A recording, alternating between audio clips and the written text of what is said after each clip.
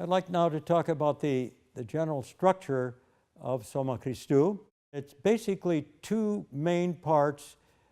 The second part is a repetition of the first part.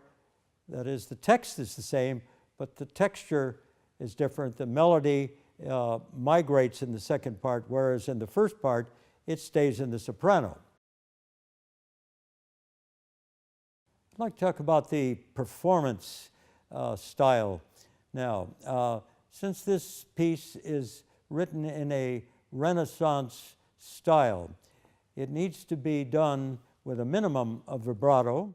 Since the melody does migrate in the second main part, it's important that that melody be heard, and that means that the other parts be subordinated to it. The dynamics now in the first part should be soft, piano, and in the second part, forte.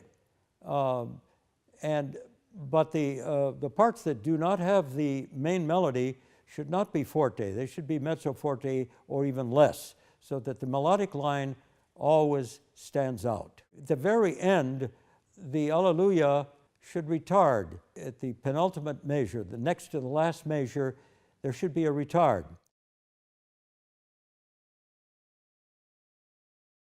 I'd like to discuss now the phrasing of Soma Christou. That's a very important part in our singing, where the choirs should take a breath and where they should not take a breath. For example, now we'll start right at the beginning, and after that first phrase is sung, Soma Christou, there should be a connection to the next phrase, metalavete. So there should not be a breath between stu and metalavete. Now the next section, starting with piyis, athanatu, there should be a breath, a very short breath there before yefsasthe. All the parts will take a breath there. And then going on to the next section, where the altos begin the melody. And then in the third measure, the tenors have a little fragment of that motive that starts Soma Christou. They go on to metalavete, and there should not be a breath there between stu and metalavete with the tenor part. Then the next section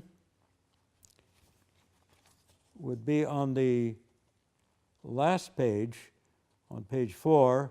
After athanatu, there should be a breath there before yefsasthe. And of course, at the end there before Alleluia, there should be a breath.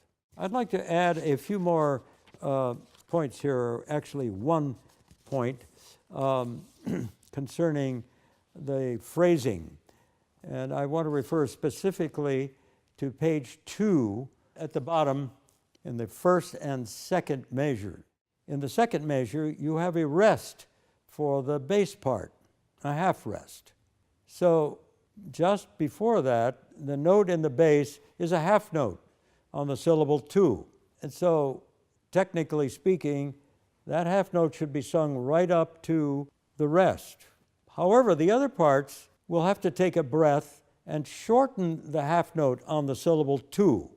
Therefore, it's important that the bass also take a breath as if they were going to sing in the next measure. The same thing applies on page 4. The same thing happens, except here the tenor also has a rest. So both the tenor and the bass have to take a breath with the soprano and the alto, so that the cutoff is simultaneous in all four parts.